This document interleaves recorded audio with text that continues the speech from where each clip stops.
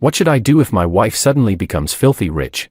Divorce her immediately. Hesitate for even a second, and you've already lost. The day Virginia Moo became the richest person in a city, I took half of her fortune and walked away without a second thought. Her eyes were bloodshot as she grabbed my neck. Theodore, you're so heartless. It's been 10 years, and the fattened pig is finally ready to be slaughtered. Who understands this joy? Chapter 1. I think I might be the first man who wants to divorce his wife because she became rich. The reason? Simple. I discovered Virginia had the intent to cheat, and she was just a step away from making it happen. After a brief moment of shock and heartbreak, I was at ease again. Actually, ever since 5 years ago when her company got its first venture capital and began expanding rapidly, I had a feeling this day would come. They say men become bad when they have money. Well, women aren't any different. Virginia would never know that the day she talked about her affair with Bianca, I was standing just outside the study, holding a cup of coffee. Moo, the Oscar from the TV station isn't bad. What do you think? Virginia casually replied. He's a bit clingy. Then why did you buy him a Maserati? That's not how money should be spent. My fingers froze, and my heart sank. A Maserati. Big spender. I see. Then I heard Virginia's tired voice. It's just a car. Well, I'll hold him off for you, in case you change your mind one day. Do as you wish. That was the end of the Oscar topic, and the two of them continued talking about their business projects. It seemed like nothing more than idle chit-chat over an afternoon tea. Nothing important. That cup of coffee, though, ended up in my stomach, and I stayed up all night, eyes wide open until morning. The funny thing is, when we first married, we were so poor we couldn't even afford a wedding banquet. Now Virginia was preparing a grand wedding for me. She felt guilty towards me, but that didn't stop her from trying to please other men. The human heart is hard to understand, and money is even harder to grasp. Divorce, must divorce, and quickly, delay, and things could change. I met with lawyer Diego at a cafe. Coincidentally, the TV in the lobby was playing an interview with Oscar, the host of a financial show. It seemed Virginia met him on that show. The young, sunny host spoke elegantly, with wisdom in his words, telling the story with ease. He didn't show any weakness in front of the wealthy, people others could only dream of becoming. Diego is an old classmate of mine, now a well-known lawyer handling divorce cases. Noticing me staring at the screen, he chuckled and asked, Theodore, this Oscar kind of resembles you. I got angry instantly and snapped. How is that possible? Oscar's a soft, cutesy, puppy dog type. I'm a man's man. Diego blinked in confusion. Everyone who knows you says so. Even at our class reunion, it came up. I frowned and sneered. That's really unfortunate. I wasn't in the mood to discuss Oscar, so I just told him I was divorcing Virginia. Theodore, are you joking? You finally made it to the top, and now you want to divorce. Am I someone who jokes about marriage? I rolled my eyes. Our whole class witnessed how I married Virginia when her company was on the brink of bankruptcy, so I didn't blame Diego for being surprised. You married her when she was at her lowest. Now she's the richest woman in a city, and you want to leave her? Theodore, you sure are something. I replied slowly. Diego, I could handle that poor woman back then, but now she's the richest woman in a city. Do you think I can still manage her? You've handled so many divorce cases. I thought you'd understand best. The people who understand the darkest and most ugly sides of human nature, aren't they the lawyers? Especially divorce lawyers. Diego was silent for a long time, then asked cautiously, Virginia, is she cheating? She's just one step away from it. Then to sentence her to death now, that's a bit too harsh, don't you think? I snickered. If I'm not harsh now, soon she'll be the one turning cold on me. Diego, tell me, in the cases you've handled, when dividing property, is it done based on love, or based on guilt? When her new lover finally takes the stage, how much she gets will depend on how much he cares. I won't be the one in a passive position. Diego was stunned. Theodore, you're so calm. It's scary. Calm. My calmness was the result of 5 years of experience, and that's not even considering Oscar. Virginia's secretary, Zach, had been eyeing her too. I don't remember exactly when, but I once caught a glimpse through the slightly ajar door when I came to have lunch with Virginia. Zach was helping Virginia with her dress zipper. Then he carefully took out a warm hangover soup from his lunchbox. Zach was always flattering her, and she would always turn him down. But that day, when the driver brought the lunchbox home, the hangover soup I made was still untouched. Not even the knot I tied on it had been moved. The long ash fell from my cigarette. Diego sighed deeply and looked at me. Theodore, I really should have my clients come to you for advice. I leaned forward, extinguished the cigarette, and smiled. It won't help. They're unwilling, and they're not heartless enough. What they can't accept is letting such an excellent wife go to someone else, thinking they can still handle it. They're exceptions, until the final moment, when all love is gone and faces are torn. They can't bear to do it. So, you see, One shouldn't be too greedy for both money and people. That leads to losing everything. I'm different, because no one can do what I do, always planning my way out in a marriage. Of course, I'll divorce her, but before I do, I must meet with Oscar as Virginia's husband and have a good talk. Chapter 2. In the evening, at the dinner table, I purposely put on Oscar's show as background, and it was the episode with Virginia. She touched her face and asked, "What? Do you think I looked beautiful that day?" She acted flawlessly, without a hint of guilt. I almost started to think that the Maserati was really just a toy car. "Virginia, I'm interested in a car." She wasn't bothered. "Oh, I didn't know you were into cars." "Which one?" "I'll go with you to pick it up someday." I calmly looked at her. "Maserati Levant." Her smile slowly faded, and then she looked at me, slightly assessing. "Aren't you a fan of Land Rovers?" I knocked on the table. "Fine, let's go with a Land Rover. As long as it's more expensive than the Maserati, I didn't mind." It wasn't long before I crossed paths with Oscar. His Maserati collided with my Range Rover. It was all part of my plan. Unfortunately, his car didn't handle the collision well. Oscar Hahn stood helplessly by the car, glaring at the front of my vehicle with resentment. The two luxury cars collided, attracting a crowd. The police arrived immediately. "Mr. Hahn, the video shows you made an illegal U-turn. You're fully at fault." Oscar Hahn looked at his dented door. Both headlights shattered, and the bumper bent out of shape with a pained expression. "Couldn't you have given way?" I was already prepared to take the points. "And now both cars need repairs," he said, his eyes red, playing the victim. His entitled attitude even left the police dumbfounded. A frustrated man nearby couldn't help but shout, "You must be used to people letting you go." "Huh? But this is a Range Rover. What are you afraid of?" "Feels good." "Indeed. Only magic can defeat magic." I watched the scene long enough, then slowly got out of the car. Oscar's accusations came flying. "Why are you driving so slowly in front? Is the road a shopping mall? I wanted to overtake you, but you wouldn't let me, blocking my way. I was in a hurry and had no choice but to step on the gas." "You." His words abruptly stopped when he saw me. His face turned pale. I smiled and said, "With such a good car, still in such a hurry for work, seems like even a Maserati can't change your fate." Oscar clenched his teeth, his face turning pale with anger. Without a word, he got back into his car. He told the police, "Just handle it. I'll pay for the repairs." The police nodded and quickly directed traffic to resume. I thoughtfully watched his retreating figure, sneering quietly.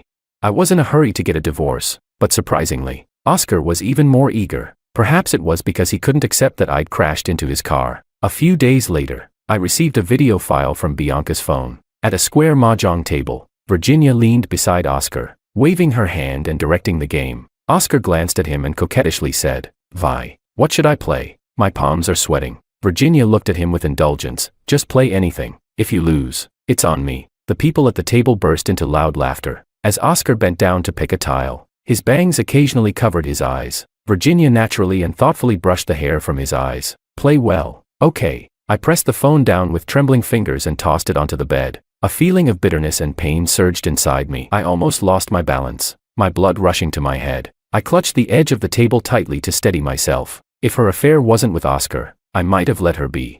Not long after I received the video, Bianca called. She anxiously explained, "Sorry, the video can't be taken back. I didn't mean it. It wasn't me who sent it. Please, just don't let Virginia know." I calmly replied, "I know it wasn't you." She sighed in relief. "Don't overthink it. You know how Virginia feels about you, right? It's just socializing." I responded, "I know. Our manager has been through so much. A video like this won't tear us apart." She was embarrassed. Yes, you're absolutely right. It's my fault." I ended the call without any enthusiasm. I didn't believe a word of what the seasoned player in love said, but there was one thing she wasn't lying about. No matter how much of a jerk she was, she wouldn't dare send that video to my phone. This kind of thing could only be done by someone like Oscar, a man of questionable morals who would follow suit. Bianca's earlier words, "I'll hold him off for you," just proved she'd started to have feelings for Oscar. She simply didn't dare to snatch from Virginia's grasp. It wasn't hard for Oscar to get his hands on her phone. I called Diego. "How's it going?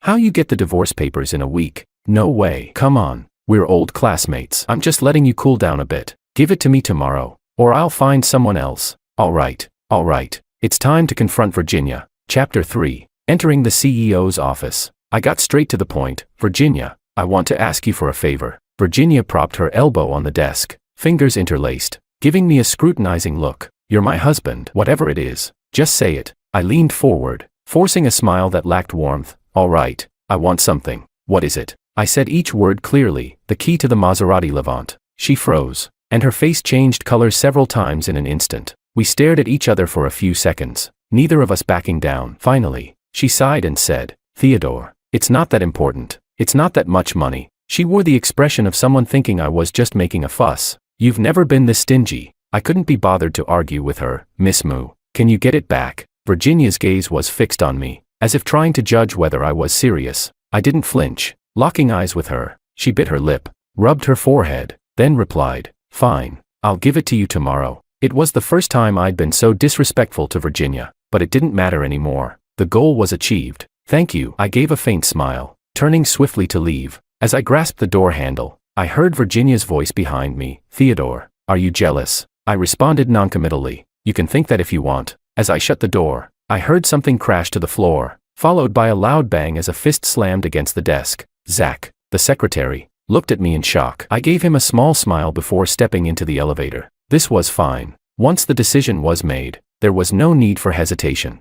After getting the key to the Maserati Levant, I quickly headed to the TV station to meet with Oscar. At the cafe downstairs, Oscar showed up late, looking haggard. "I suppose it doesn't feel good to have a gift taken back. Mr. Hahn, please sit." I motioned for him to sit. His eyes narrowed as they landed on the car key next to my coffee cup. Then he sat down, sneering at me. "Mr. Theodore, are you here to show off?" He flipped his bangs, looking defiantly at me. The key was indeed given back to me by Virginia, but a woman of her status, when she takes back a gift, there's always something more expensive to replace it with. I looked at him indifferently. Of course, I knew this simple fact, but it didn't matter. "And Mr. Theodore, doing this makes my sister look bad." I waited calmly for him to finish, then slowly pushed the car key across the table toward him. "Her face doesn't matter to me, Mr. Hahn. A Maserati is nothing to show off." I took it back just to. I paused, and he looked at me with a wary expression. I smiled lightly. "I just wanted to hand it to you personally." His eyes locked onto mine. "What do you mean?" I spoke slowly. "You want it. I can give it to you, but you can't just take it. Understand? My good brother." His face went pale instantly, and the coffee in his hand splashed out. He quickly set it down. I smirked and crossed my arms, looking at him. At this moment, I was like a prickly hedgehog, my quills bristling. That's right. Oscar is my half-brother. As of today, we hadn't seen each other in 20 years, so we pretended not to know each other. When I first heard the name Oscar, I immediately knew it was him. At the accident scene, Oscar had recognized me right away. His target was Virginia, so how could he not inquire about my identity? But since he hadn't officially taken the lead yet, he chose to keep a low profile and not acknowledge me. From what I knew about my stepmother and my upbringing, once the goal was achieved, Oscar would inevitably come crawling back, saying, "Brother, I'm sorry, I didn't know Virginia was my sister-in-law. How could I let him have his way? Divorce is fine, but if Oscar smells Virginia's scent on me, it'll be clear that I, Theodore, am incompetent. Does he think he can treat me like Sandra did with my mother? Not a chance. Thanks to his mother and him, I've known one thing since I was young. Never let anyone have the chance to catch you off guard. I'll get the divorce, but you will never be Virginia's husband, because that's one of my conditions for divorce." I sneered as I watched Oscar's face slowly drain of color. I continued mocking him. "Of course, you can choose to be her underground lover and ask for some pocket money, but your mother, Sandra, will be disappointed, won't she? Sandra has always had high hopes for you. She must hope you're more outstanding than her, a mere lover. Do you think she'd approve of you?" Oscar's shock had barely registered before I slammed him back into the abyss. He bit his lip, trembling as he asked, "Brother, do you hate me this much?" I was innocent back then. I coldly watched him put on a show. Then he tried playing the emotional card. "My dad has always felt guilty about you. He just couldn't contact you. I don't know what to say about what happened between my mom and your mom, but we're different. We're brothers by blood." I remained unmoved, sneering, "Oscar, stop with the sentimental talk. I've already lost once in life. That's enough." Oscar's expression changed. He probably didn't expect me to be so unyielding, so he stopped pretending. "Virginia told me your marriage hasn't been happy these years, mainly because you're dissatisfied, and she feels tired of being with you." "That's right, but you won't have the chance." I stood tall, ending the conversation as I grabbed my bag and walked away. Oscar shouted from behind, "Brother, if I help you get the divorce, I won't be losing out. Don't flatter yourself. You're just the fuse for my divorce," I said, throwing him one last indifferent glance before walking off. Chapter 4. After returning home, I started a cold war with Virginia. 1. Of course, because I was angry, of all people. Why did she have to choose my stepmother's son? 2. Since I was going to divorce her, I couldn't keep pretending to be in love. I had to start showing some signs. The event planning company contacted me about wedding arrangements. I put the project on hold, telling them I'd reach out once I had new ideas. An out-of-season wedding, whoever wants it, go ahead. That night, I had a nightmare. At that time, I was still called Claude, 3 years old. Oscar's mother, Sandra, was my father's secretary, eager to climb the social ladder. One day, she barged into our house holding an ultrasound report, proudly showing off her pregnancy. She claimed she was having a boy and that the Han family's little master couldn't be left outside the family. She used her son's status to rise in power. Her attitude was arrogant. Even though my mother had me, a woman who stayed home to support my father, how could she compete with a professional career woman like Sandra? My father treated the ultrasound report like a treasure, without shame. He told Sandra to be careful with the pregnancy and told my mother to get out. My mother fainted from the anger. In the end, it was my grandmother who stepped in to mediate. She wasn't like my father, who could be easily manipulated. She comforted Sandra while keeping my mother calm. Susie, when men have money, which one doesn't fool around? They're all shameless lowlifes. You gave birth to Claude, no one can shake that. To be fair, my grandmother was pretty kind to me as her first grandson. My mother was a little swayed by her words. She had given up everything for my father and this family, and for years, she had no job. She was afraid of not getting custody of me if they divorced. But Sandra only stayed quiet for a while before causing trouble again. After my grandmother passed away from illness, Sandra became even more reckless. She went around proclaiming that she was carrying my father's child, holding on to my father's weak spot. The more she got involved, the deeper she sank. She started treating the company like her own and began persuading my father to transfer assets. She said it was for their son's future. She wanted my mother to give up everything, even her chance to remarry, claiming it would all belong to someone else. My father was brainwashed by Sandra, and in the end, he forcibly divorced my mother. The result was that my mother left with nothing and couldn't even take me because she had no income. I was naturally assigned to Han family custody. From 3 to 8 years old, 5 full years, Sandra became my lifelong nightmare. I lived in that house worse than a servant. Later, Sandra gave birth to Oscar and her figure changed. My father started spending all his time with other women. This only made my life harder. Sandra's frustration with my father was taken out on me. She would beat me at the slightest provocation, or lock me up as punishment. Because of this childhood trauma, I thought I would never get married, until I met Virginia. Now, Oscar wants to copy the story of the previous generation. Has he asked for my consent? I won't end up like my mother, with nothing at the end. When Virginia heard the wedding was cancelled, she came to ask me what was going on. I casually pulled out the divorce papers. Let's get a divorce. Virginia stood up sharply. Theodore, are you crazy? I calmly looked at her. You know I'm not crazy. Haven't you known about my intentions all these years? Her chest rose and fell violently as she put her hands on her hips and paced around the room. Why? Is it because of Oscar? Stop being unreasonable. I know he's my brother-in-law. I threw the divorce papers at her face. You know nothing. If you really knew, you wouldn't have done this, I shouted, my voice twisted and trembling. Virginia, how could I not know? Once you had money, you became so full of yourself. What do you even want? The edges of the paper left bloody marks on her face. She stared at me in shock for a long moment. She seemed surprised at how strongly I reacted. After a while, she walked over and hugged me tightly. Theodore, I just want you to reconcile with your family. I was still hesitating whether I should do this, and now you know. In that moment, my hard shell shattered, and intense sorrow made tears spill down my face.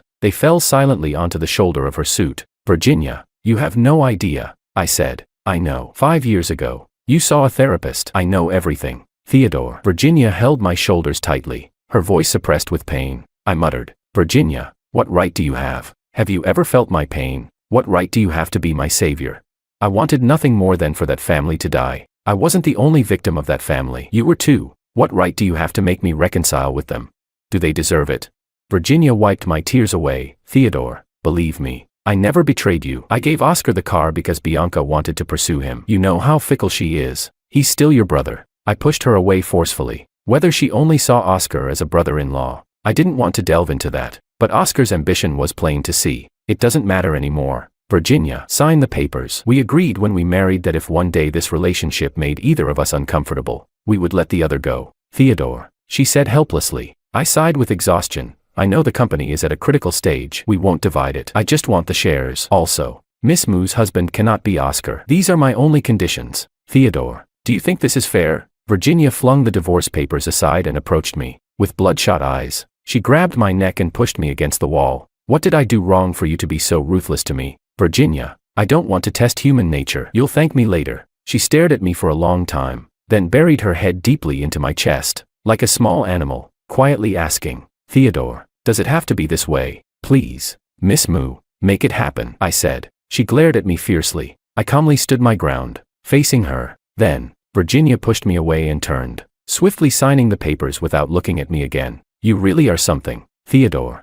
The day the paperwork was completed, I went to my mother's house for dinner. Since I was 8, she had found a way to make a living and brought me to live with her. We've been inseparable ever since. For me, she never remarried. When she saw me come alone, she scolded me for not bringing Virginia along. I had a feeling that if I told her about the divorce directly, this dinner wouldn't go well, so I just said Virginia had a social engagement. My mother nodded and reminded us to hurry and have a child. She tightly grabbed my hand, speaking earnestly, "Theodore, is Virginia on birth control? We used to say it wasn't the right time for kids, but now she can't use that as an excuse, right?" Seeing my mother's anxious, fearful expression, I suddenly felt a pang of confusion. If I continued with my marriage to Virginia, I would probably end up like my mother. No sense of security, panicking, desperately looking for something to hold on to, hoping for a child to be that life raft. I replied flatly, "No one's saying no, and no one's saying yes. Let's just let it happen." Chapter 5. Thinking carefully. In all these years of marriage, Virginia and I only talked about having children once, just once. In the humble rented apartment, she quietly held me. "Theodore, I promise to be your perfect wife. Right now, I don't have time to have kids. Even if I did, I wouldn't have the time to take care of them, so I'd have to leave it all to you. I can't bear to add that burden on you." I thought about it and nodded understandingly. She was still young at that time, looking at me shyly as she rubbed her nose. "If my business fails, at least you'll have options." I was so angry I grabbed her ear and scolded her. "Oh, Virginia, who was it that promised to stay together through thick and thin? Growing old together. Fail. Aren't you at rock bottom right now? Maybe I should choose again." She immediately raised her hands in surrender. "No, no, no, Theodore, I was wrong." Then she kissed me deeply. "Anyway, you know what I mean. Anything is fine, but you can't suffer." I hugged her, laughing and crying at the same time. "I'm not suffering. I won't be a poor husband. Even when you succeed, I won't suffer." She nodded seriously. You're truly the man I picked." But in the end, she still made me suffer. 5 years ago, it was Virginia's partner, Roma, who first made me think about divorce. At that time, their company was just starting to show promise, having secured a large investment. It was like going from rags to riches. Roma was the first to show signs of restlessness, taking a mistress on the side, eager to cash in and enjoy an easy life. Because of the partnership between the two companies, Simon, Roma's husband, and I got along very well. During those early years of the business, Simon saw that I wasn't working in the company, but instead hosting some entertainment shows on the radio. He even jokingly teased me, "Theodore, I've never seen someone so carefree. Your company really needs people." I declined. "My wife is efficient. I'm just trying not to be a distraction." "You're not worried that when the company does well, Virginia won't appreciate you?" He advised me to make myself more present in the company before it became big. That way, I'd secure my position as the future master of the company. I shrugged it off. She was poor. I didn't mind. When she's rich, I won't be humble. I truly didn't care. My childhood experience made me extremely averse to the idea of sacrificing and playing the martyr, working tirelessly, only to end up with nothing. I had lost trust in marriage early on. If it weren't for Virginia, I don't think I'd ever get married. Besides, I added, I don't put pressure on her. I don't nag her. I don't need her to have kids. Letting her soar is the best support I can give her. A loud drum doesn't need a heavy hammer. Virginia was never a woman who needed a man's help to succeed. Simon shook his head helplessly, speaking like someone who had been through it all. "Theodore, you're still too young. You don't understand yet. You'll get it later." I just smiled and didn't reply. All I knew was that in a marriage, aside from yourself, no one can give you security. I only wanted to make sure that when the time came for divorce, my own grievances and unfairness would be minimized. These were the painful lessons Sandra and my mother's experiences had taught me. In fact, at that time, I hadn't even thought about divorce, until Roma's affair became public knowledge. Chapter 6. Roma and Simon, once partners through thick and thin, were now in court against each other. Roma's mistress, like Sandra, wasn't willing to let Roma part with his assets. The two of them had been secretly planning against Simon for a long time. First, Roma sold off her shares, then claimed her business had failed. At that time, Virginia was begged by Roma to act as a mediator. She reluctantly told me that Roma was transferring marital assets, but Simon reacted too slowly. Roma's affair had been showing signs for a long time, but Simon, busy with company matters, was too caught up in the hustle and bustle to notice that a 40-year-old woman might be lonely and empty inside. On the day of the verdict, Virginia and I went to court. Simon's heartbreaking accusations filled the courtroom as he spoke of how much he had sacrificed for his wife. He called her an ungrateful wolf, cruel-hearted, but it was all for nothing. His words were not evidence. They didn't give him any advantage, no matter how hard he tried. A woman who didn't love him would only throw him a scrap of attention. After the trial ended, Simon, looking worn out, came to say goodbye to me, unable to meet my gaze. Bro, don't be like me. When she still loves you, get out early. Don't wait until there's no more guilt and only calculation left. He took the thin stack of assets and never appeared in a city again. Meanwhile, his partner and her young, handsome toy boy built their happy little family. During that time, I was gloomy and sinking into despair. Virginia took some time out and took me on a trip abroad. On the plane, we had a deep conversation. Theodore, we both knew all along that Roma's heart wasn't with Simon, didn't we? So you think what Roma did was justified? I asked. Virginia tiredly rubbed her forehead. Theodore, I don't mean that. We can't judge matters of the heart. Roma's asset transfer was legal. At that moment, I knew Virginia had completely transformed into a sharp and calculating businesswoman. Theodore, what are you worried about? Are you afraid I'll be like Roma? Before we landed, she jokingly pinched my cheek. I took the opportunity to ask. Yes, I'm afraid you'll stop loving me and leave me with nothing. She nestled tightly into my arms, laughing softly. I won't, darling. Would she not stop loving me, or would she not leave me penniless?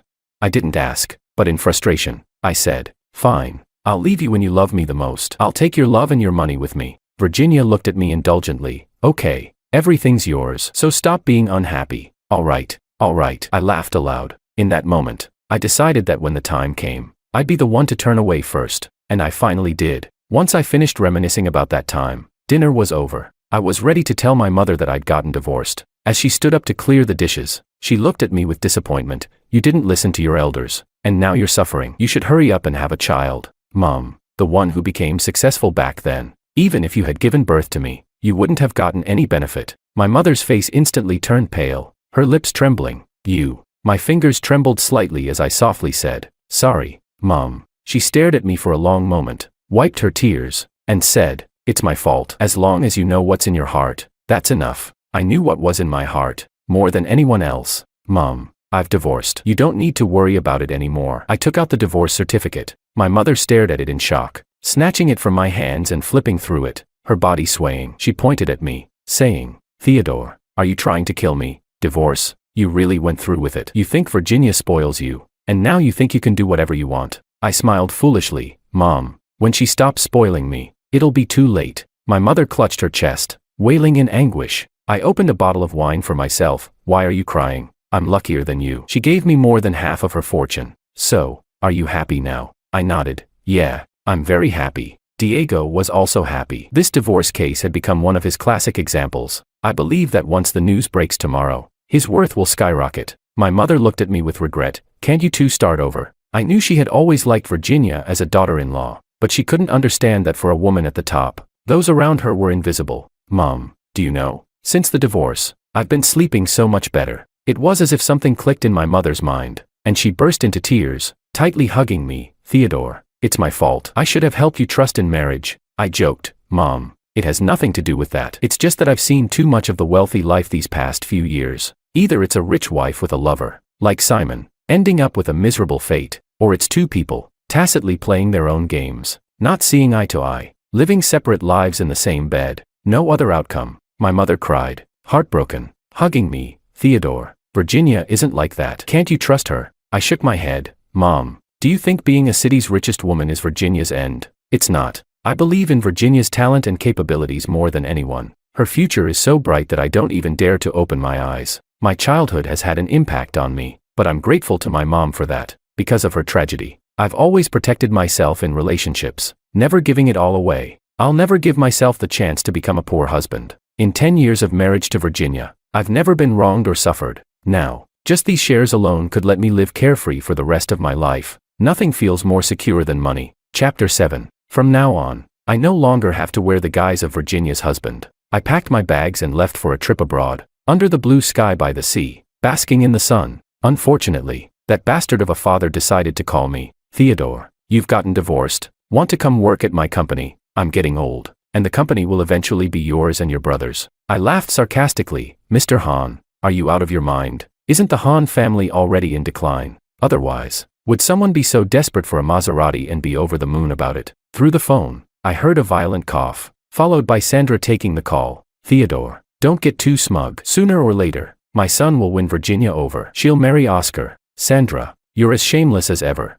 Mr. Hahn's scolding voice came through, a woman who doesn't belong in the spotlight. Get out. Two brothers fighting over one woman. Do you have no shame? Oscar won't marry Virginia, no matter what. Old man, have you gone mad? Do you know who Virginia is? If it weren't for her support, your broken company would have gone bankrupt a long time ago. I don't care who she is. A fickle woman like her is not worthy of my son. Ha. Now you're all high and mighty. Back then, I laughed coldly and hung up. What a spectacle. Mr. Hahn had waited so long for Sandra's son, and now her son is also playing the role of the mistress. And now, he wants to focus on me, his legitimate son. I turned away and put that whole family out of my mind. While I was having fun and not thinking about anything, my mom called. Son, the Hahn family sent over some documents. It looks like some property transfer information. Oh, is he dying? My mom sighed. Maybe he's getting old. Feeling guilty, I scoffed. Tell him my divorce compensation is something he'll never earn. Not everyone is as miserly as him with their first wife. My mom hesitated. Well, he has been calculating with Virginia. I was about to hang up when my mom added, by the way, Virginia comes over to our house for dinner every day. If she has something else to do, she'll have someone notify me. I casually responded with, oh, she comes more often than when you two were married, and there's no scandal out there. I snapped. Mom, you don't need to tell me all this. You don't have to entertain her anymore. Later. To avoid receiving more calls like this, I just turned off my phone. When I got back to the country, my good buddy Alex organized a class reunion and insisted that I come for his sake. Reluctantly, I went. Class reunions are never short of gossip and drama. When Diego and I arrived, we could already hear Marco's loud voice outside. I knew it. Virginia and Theodore were going to divorce. Once someone gets rich, they change. Theodore must regret it now. After years of being poor, he didn't get anything good. If he had chosen Alicia back then, he would have been better off. Some classmates teased her. Marco, you're just saying the grapes are sour because you can't reach them. Didn't you see the news? Virginia's divorce case has topped the list of the highest celebrity divorce settlements in the country. Exactly. Now he's the richest among us. And don't forget, Alicia is still unmarried. Marco wasn't convinced. It must be because Virginia did something to wrong him, and Theodore caught her. He's sitting on a large settlement, but secretly, I bet he's crying. Well, at least he's crying in a BMW. The wind doesn't touch him. The rain doesn't soak him. Marco, just stop worrying about it. I overheard for a while and turned to Diego with a smirk. Class reunions are really something. Diego laughed awkwardly. Let's go in. It's just Marco making a fuss. It's not every day we have a reunion. So let's play along and keep the peace. Indeed, being a lawyer, he knows how to handle things. Without my influence and fame, the turnout probably wouldn't have been so large. I didn't even realize that my divorce had made it into the news. Alex hurried over and slapped me on the back. What are you doing out here? Let's go in. Inside, the room fell silent. Soon, people began standing up to greet us, with Marco standing at the back, biting his lip. Alex, the class monitor and the one organizing this event, clapped his hands. All right, everyone, tonight, we're going all out. Whoever has the most money, they get to pay for everything. Then he put his arm around my shoulder, giving me a meaningful look. The room erupted in applause and cheers, and the atmosphere immediately became lively. I smiled helplessly. Sure, go ahead. Everyone's welcome to enjoy. Diego and I clinked glasses. Theodore, well done. Let's not let anyone down. As the evening wore on, Alex, a little tipsy, said, originally, I thought I'd just gather anyone for a reunion,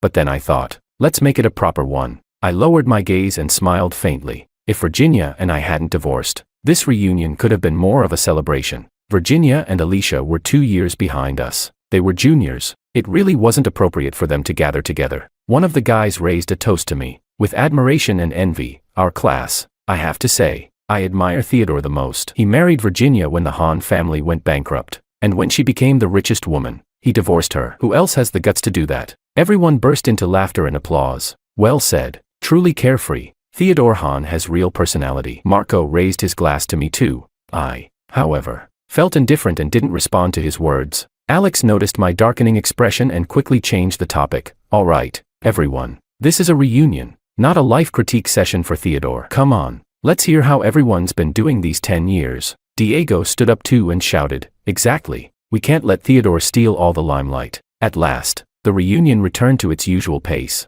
The mood was lively, and I drank until my face turned red. Just as it was winding down, a server knocked and brought someone in. Alex, you're not being fair, not inviting me in a city. I'm the real host here. Virginia walked in with a bright smile. Alex looked at me with an innocent glance. Miss Moo, you're so busy. I was just worried you wouldn't have time. The classmates chuckled. Virginia Moo, unbothered, sat down and said wryly, no choice. Even if I'm busy, I have to make time. Otherwise, my husband will really leave me. Everyone turned to look at me. I was speechless. From what she said, did she still want to get involved with me?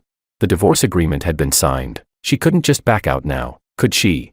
Alex also noticed my discomfort and quickly changed the subject. Theodore, now that you're rich, what kind of girlfriend are you looking for? I thought for a moment and answered, most likely a sexy, confident older woman. Virginia's face immediately turned dark.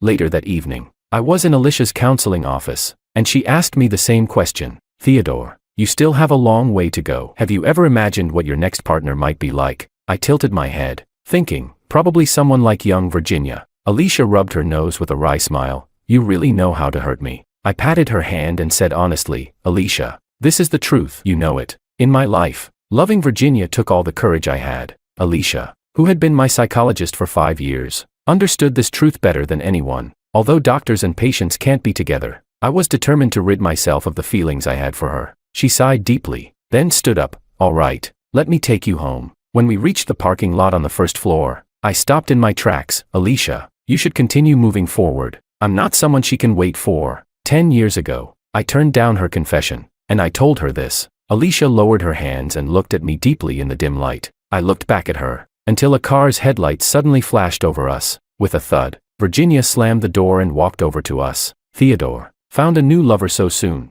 Her voice sounded cold as if touched by frost. Virginia gritted her teeth and pulled me back, then slapped Alicia across the face. Alicia gasped, stumbling back a little. I quickly stepped forward, grabbing Virginia, shouting, Virginia, what are you doing? Why are you hitting her? I regretted my actions instantly. I never imagined Virginia would resort to violence. Virginia's chest heaved, and she held me tightly, coldly glaring at Alicia. She deserves it. You. I clenched my fists, not knowing how to explain. Then I heard Virginia say, Alicia, are you having fun playing me?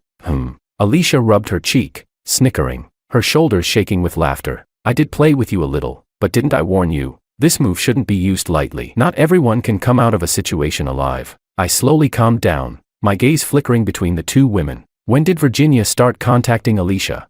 What kind of game did Alicia play with Virginia?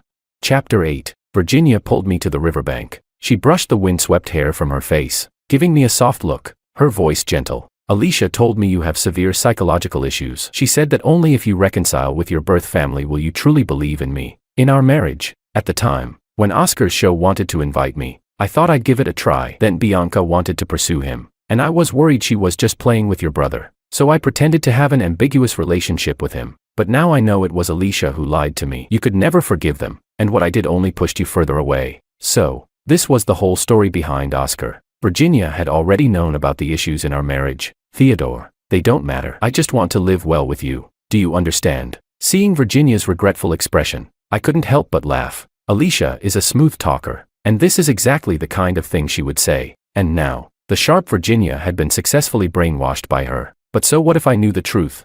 I still don't regret the divorce, I said coldly. Virginia, thank you for telling me all this, but in the future, we won't be walking the same path. Virginia looked at me in shock, even desperate, as she grabbed my arm tightly. Theodore, haven't I explained enough? Do you want me to bring Oscar here for confrontation? Her voice choked for a moment. Or do you think I'm too rich? Should I go bankrupt? Stop messing around, I snapped. I can't take that gamble. Virginia, it's not that I don't trust you. It's that I don't trust human nature. Do you understand? Virginia's future, paved with money, was filled with bloody lessons and examples from the past. The original wives of the gambling kings and Li Ka-shing, who ended up with a good fate. Even their children ended up with miserable outcomes. Meanwhile, the second, third, and fourth wives lived grand lives. But I didn't need to argue these points with Virginia. To her, those were just baseless things. But I still held firm to my motto, live freely and protect myself. I took a deep breath and said to Virginia, right now, I'm really happy. Please let me go. Virginia looked at me in disbelief, her body trembling slightly. Theodore, is it so painful to get back together with me? I looked at her calmly. In these 5 years, I haven't been happy for a single day. Virginia was speechless. In the end, we parted ways without a happy ending. I didn't miss the disappointment on Virginia's face. She probably thought that once everything was explained, it would be fine. But I didn't want to keep sacrificing myself in a marriage anymore. I thought I made myself clear, but I underestimated how Virginia would never give up easily. Seeing that things weren't progressing on my side, she started targeting my mother. My mom first began visiting my apartment frequently, cooking for me, acting as Virginia's messenger. Was she afraid I might be distracted by a sexy older woman?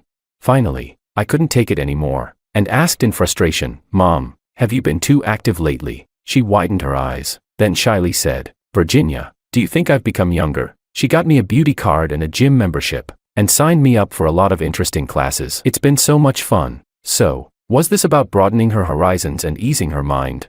She had been more anxious than I was before, always talking about having a child to stabilize the marriage. Now she was so positive. Virginia's methods were certainly exceptional. I got up to leave, meeting Diego for dinner to get away for a while. After I poured out my frustrations, Diego pinpointed the issue with a sharp remark. "Virginia wants your mom to help motivate you. She's genuinely trying. Theodore, aren't you at least a little moved?" His eyes sparkled with curiosity. I shook my head without hesitation, replying bluntly, "Not at all. It was just frustrating that no matter how a marriage ends, it never seems perfect. Either the couple completely tears apart and never speaks again, or, like Virginia and me, we stop at the right time to minimize the damage, but there's always one party who won't be satisfied." So, after thinking it over, I called Virginia. I tried to reason with her in a way that matched her thinking. "Virginia, if we treat our remarriage as a big investment project, I want to tell you that with me, your risk assessment hasn't passed. I'm not willing to invest and take that risk." Virginia probably didn't expect me to say this. There was a long pause on the line.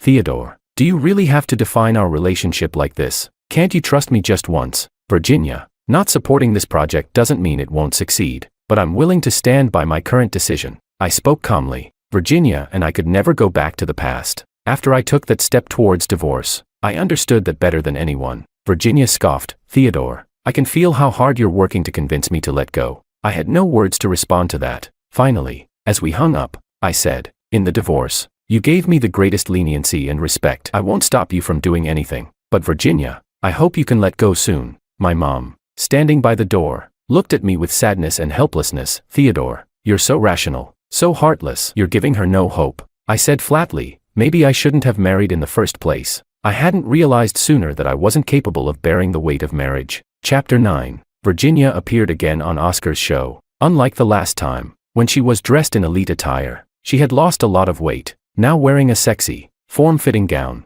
Alex called me, teasing me, "Theodore, Virginia's body looks great." She used to always wear suits. I didn't realize. "She's not really afraid that you might fall for a sexy older woman, is she?" I didn't respond. It wasn't news anymore that Virginia was pursuing her ex-husband in a city. Now, it's just about who breaks first. Actually, to be precise, it was Virginia who insisted on confronting me. Oscar's interview wasn't as relaxed as last time. This time, there was an air of tension. "Virginia's recent outfits really bring out her femininity," Oscar remarked. Virginia coolly and self-deprecatingly said, "Not really. I'm just wearing this for someone to see. My body isn't bad either." Oscar laughed awkwardly and tried probing. Then, "Congratulations, Virginia. You must have a new love. Thanks for the blessing." She responded indifferently. Her sparse words and cold attitude nearly made Oscar lose his footing several times. Even my mom, wearing reading glasses, was watching intently. She then asked me, "Virginia isn't doing this to get back at you, is she?" I rolled my eyes. "Mom, you should be taking care of yourself. Go get some beauty sleep." She stretched and yawned. "Oh, I'm getting old. I don't understand the ways of young people these days." Before heading to my room, I turned to my mom and looked at her seriously. "Thank you, Mom. Seeing you like this really makes me happy." I said it sincerely. Mom patted me on the shoulder. "Theodore, I should live for myself too. I'll introduce you to someone sometime." I was instantly excited. "Really?" She blushed a little. "I've known him for a while. Met him at the gym. I've just been too shy to tell you. How could I not be happy for you?" I was genuinely glad for her. Just before bed, she couldn't hold back. "Theodore, I've started over. I'm not afraid of the future. Can't you give Virginia another chance?" I took a deep breath and helplessly said, "Mom, you really don't need to feel guilty. If the things from my childhood truly affected me, I can assure you, they've become a positive influence, not negative pressure anymore. You have to trust me. I really can live well on my own. And right now, I am, really, truly happy. Happy enough that I don't want any second option." The buzz about a city's richest woman, Virginia, and her astronomical divorce settlement, hadn't died down yet. Then, her grand declaration of love for her ex-husband made even bigger headlines. Even Alex was mocking us on a talk show. "Oh my God, is Theodore the only man in a city?" he joked. It was laughable. That day, after filming the show, I came out of the studio to find Zach waiting for me in the parking lot. I rolled down the window, and he respectfully handed me a document. "Mr. Theodore, this is the new supplier list for the company's upcoming bidding event. Virginia hopes you will host it." I took it and flipped through it, not surprised to see the name, Galaxy Foods, listed. My dad, Oscar, had run this small food company for decades. At one point, it had given him all the glory, allowing him to abandon his wife and children.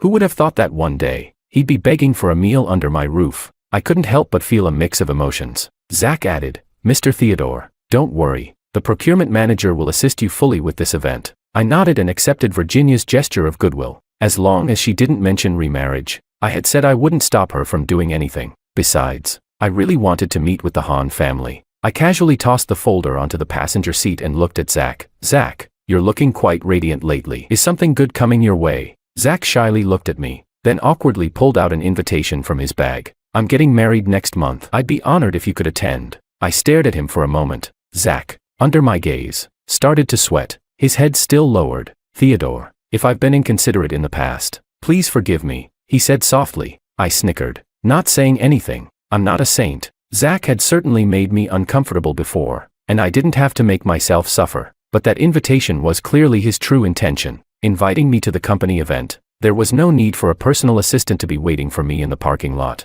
Virginia seemed to have become more savvy, addressing all the people and issues that used to annoy me. I felt a bit moved, but that was all. As the two major shareholders of the company, it was good that we could eliminate misunderstandings. For the company's sake. Chapter 10. At the supplier list conference, I sat confidently at the head of the table. Even if it weren't for Virginia, I had half of the company's shares, so I was rightfully in that seat. The Hahn family, father, mother, and son, were all present. Just as Sandra had said on the phone, without Virginia, Galaxy Foods would have gone bankrupt long ago. As soon as the conference ended, the Hahn family invited me to dinner. I had just sat down when Virginia followed in. Sitting beside me, she quietly asked, "Theodore, was the conference smooth? I've been so busy today, I didn't have a chance to check in." She completely ignored the awkward looks on the faces of the three members of the Hahn family who had stood up to greet her. I held back a smile. "It went well. I had a great time." Oscar cleared his throat and coughed awkwardly, sitting down in discomfort.